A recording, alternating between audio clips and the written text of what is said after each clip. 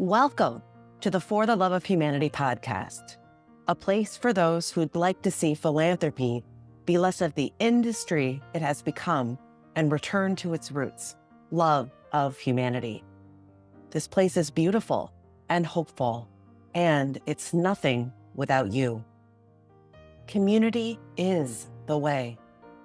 Community has always been the way, and philanthropy has lost its way as it's developed over the years. We are re-centering community at For the Love of Humanity, and community is what we seek in everything we do. Friends, to love and care for our fellow human beings is one of the most human things we can do. Let's get back to the roots of what it means to be human. Let's return to true philanthropy together. When I was an undergrad student, I took a spring break service trip.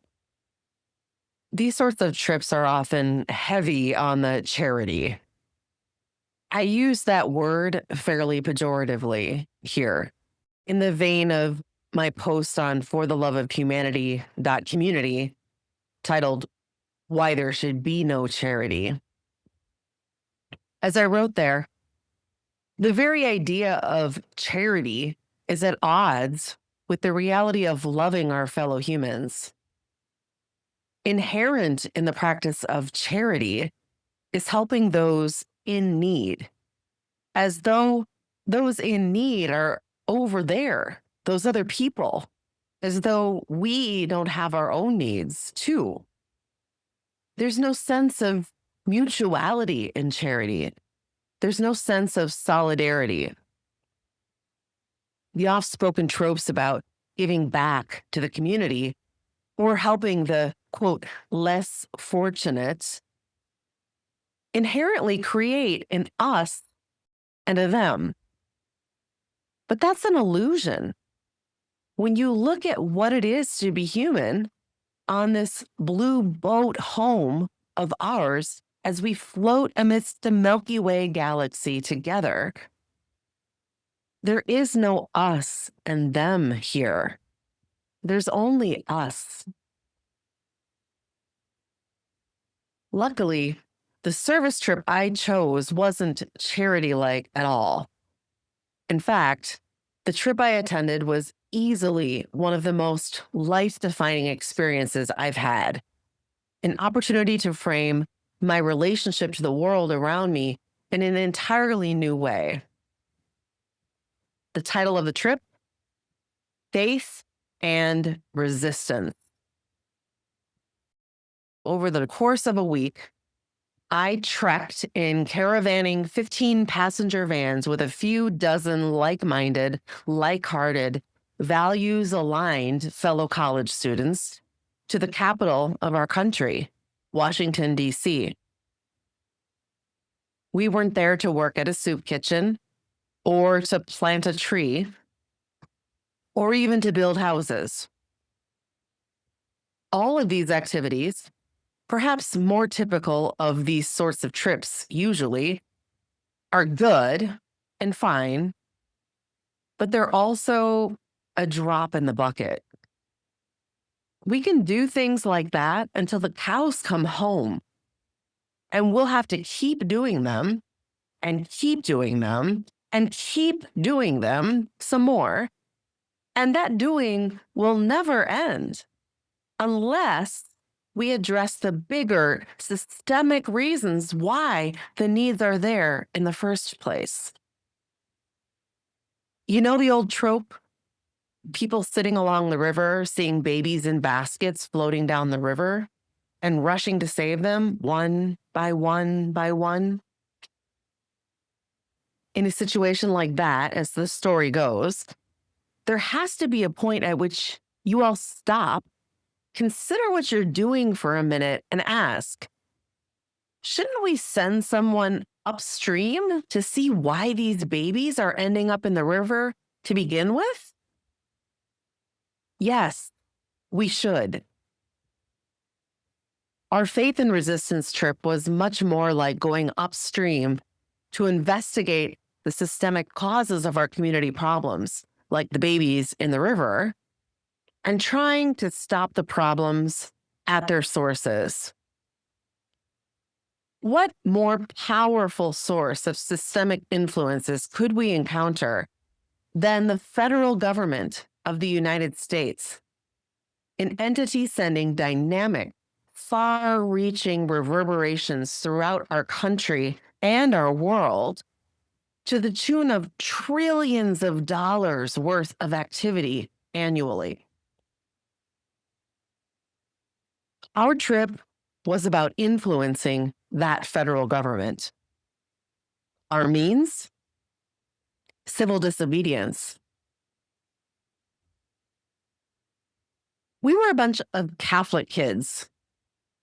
We were at a Catholic college, and many of us had grown up going to Catholic schools and attending Catholic churches. Obedience had been drilled into us. Well, this is actually true, I think, for anybody who has come through a conventional schooling system. Beyond the academic facts and skills we're being taught, more than anything, we're being taught to be good, quote unquote, and obey our teachers and elders, to do what we're told to do, how we're told to do it. Those who get A's are those who are best at obedience. Those who are failing or getting less than stellar grades, they're probably more creative. In a Catholic setting, I think a lot of these dynamics are amplified. Catholic coercion and guilt have done a number on generations of students over the years. Yet, there we were, a group of students at a Catholic school gathering together for a faith and resistance retreat. To explain more to the point what a retreat like that is, the faith, Christianity. The resistance to the violence and injustice our federal government perpetuated worldwide. Our guides, Catholic priest and nun, who met while protesting the Vietnam War, later left their religious vows behind, married, had a family, and continued their active resistance together. They were legends in the pantheon of Vietnam War resistance. He was Phil Berrigan. Phil, formerly Father Phil Berrigan, was an American peace activist and Catholic priest. He engaged in nonviolent civil disobedience in the cause of peace and nuclear disarmament, and he was often arrested. He spent many years in jail or prison.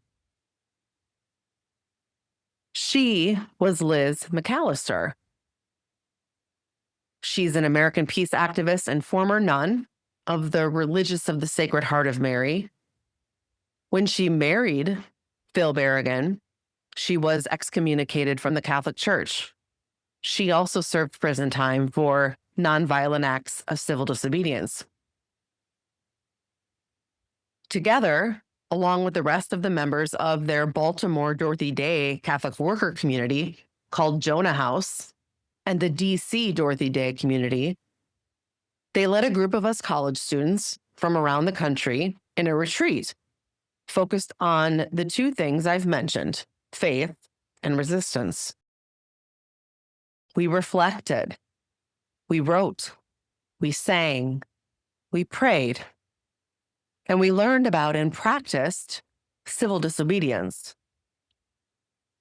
Our direct actions: a sit-in at the White House, a march at the Department of Energy, and the pièce de résistance, throwing human blood on the Department of Defense.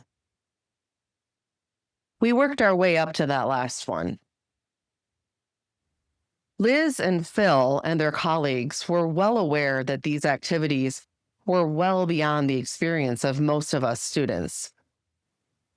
So they took us through a whole process of determining how we would participate, what was involved at each direct action, how we could contribute, and perhaps most importantly, what actions would mean we were consciously risking arrest. They asked each of us to think carefully about whether we wanted to do that.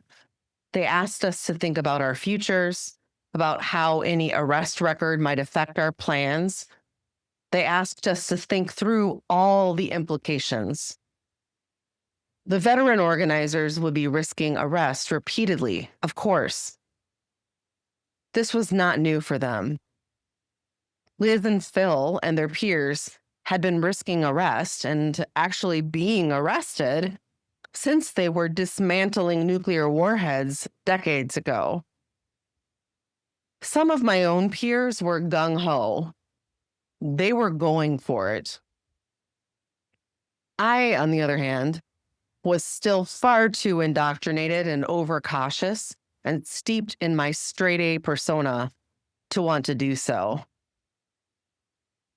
Each of the actions was powerful, but the one at the Department of Defense was the one whose imagery I'll forever have with me. So powerful. Our day started with singing and chanting and praying at the Department of Defense as legions of workers headed into a day on the job, creating God knows what forms of violence. I remember watching them hurry along, carrying their briefcases and bags, their heels click-clacking along the concrete and brick, trying to avoid us and any real acknowledgement of the reality of what they were heading in to do that day. Liz and Phil and their comrades had prepared by drawing their own blood the day before. Their intention was to spatter the blood on the building. Of course, symbolizing the untold gallons of blood that those working within that building had spattered across the globe over the decades.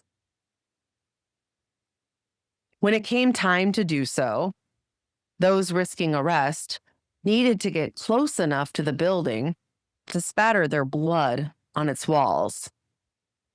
But there were gardens between them and the walls.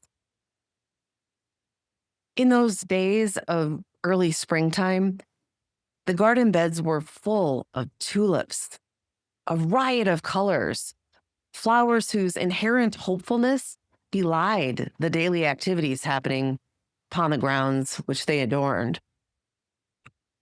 Our comrades were peaceful folks who often didn't eat meat. Their commitment to avoiding unnecessarily ending lives was so strong. They were certainly not folks who would trample tulips. So they tiptoed through them.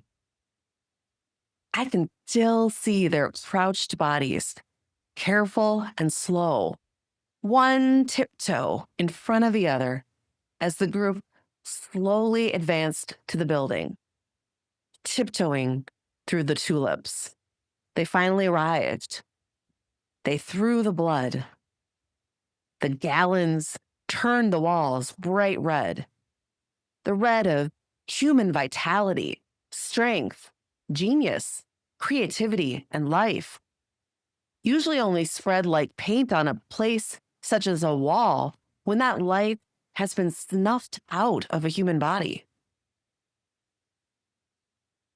And the building, it became more honest in that moment. No one could avoid what was happening inside anymore. The building was marked. The truth was visible.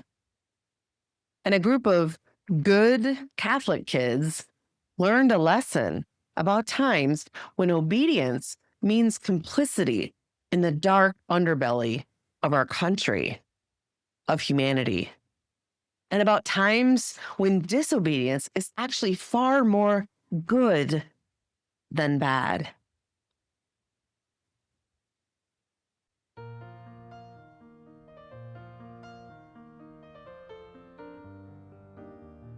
If you'd like to engage in this conversation with the For the Love of Humanity podcast community, you can leave a message by texting or calling 1-612-440-4819.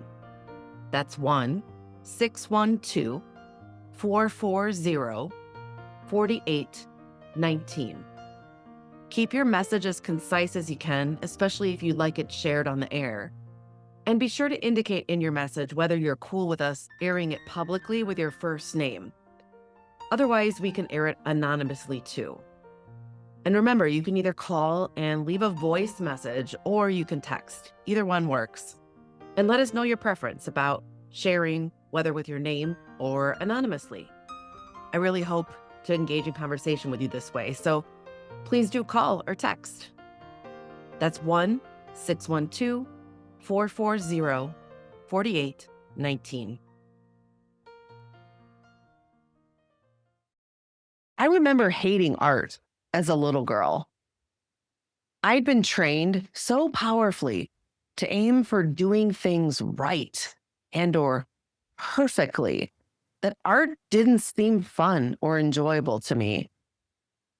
I always felt like I was grasping for the right answer.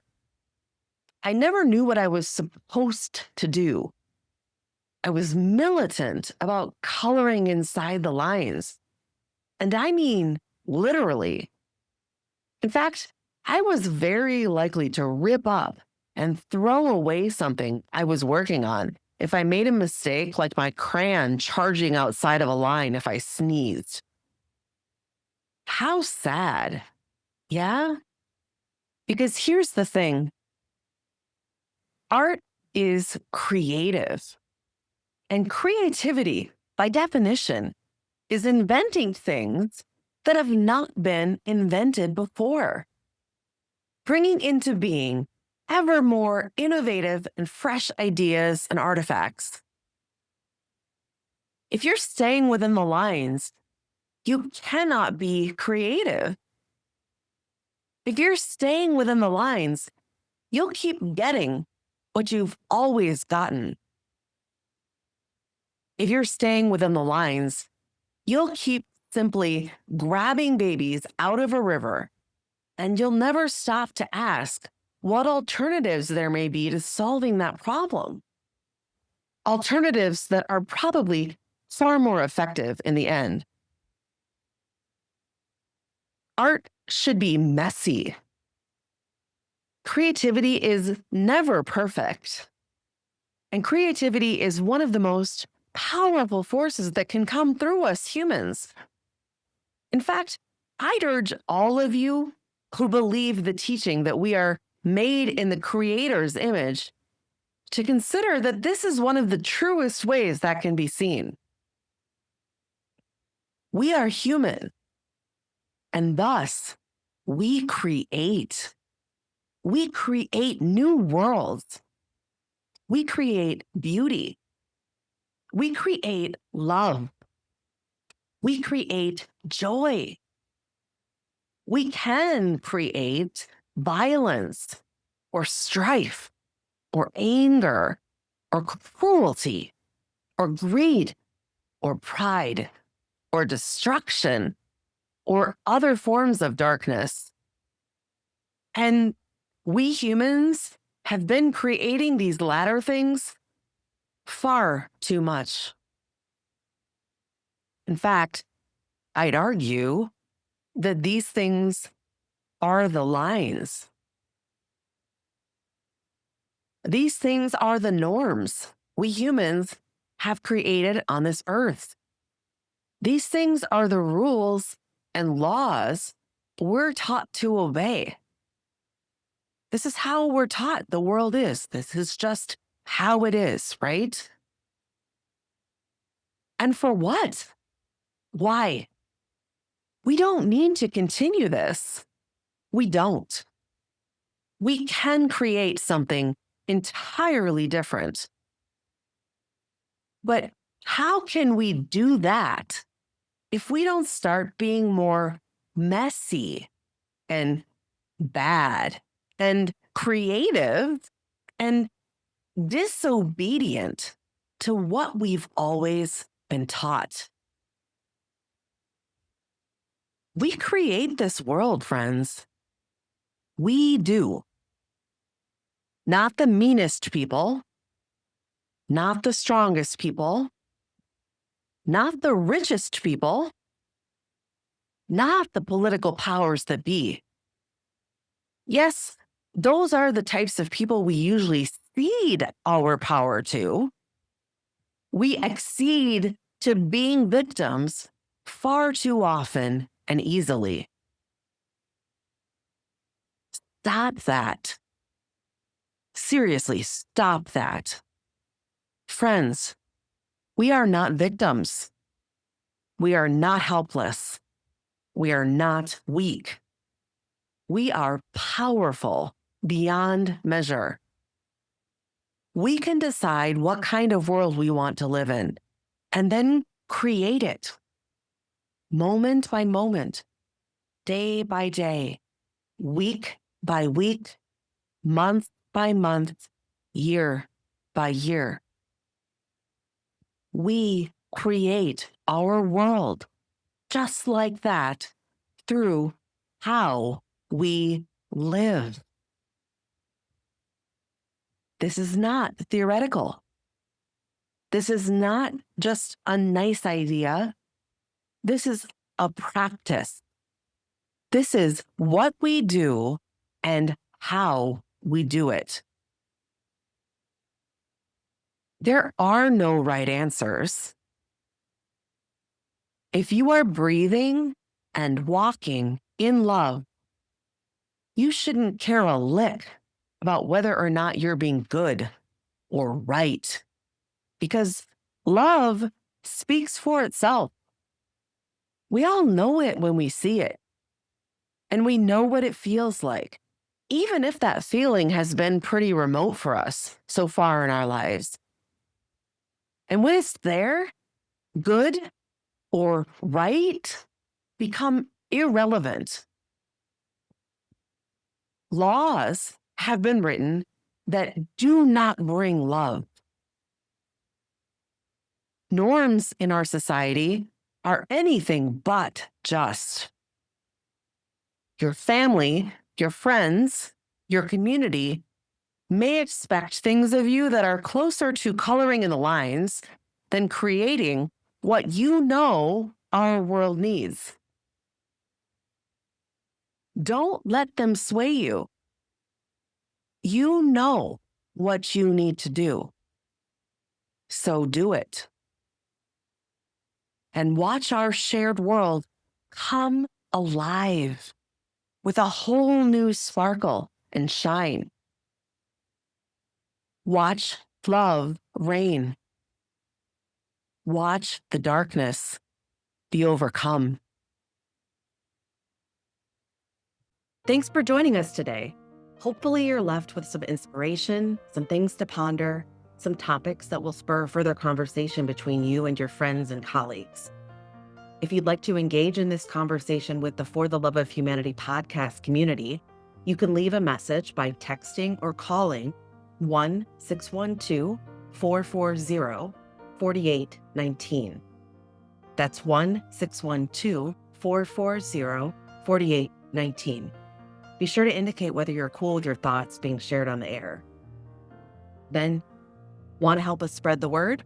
Don't forget to follow and rate and review the pod wherever you get your podcasts.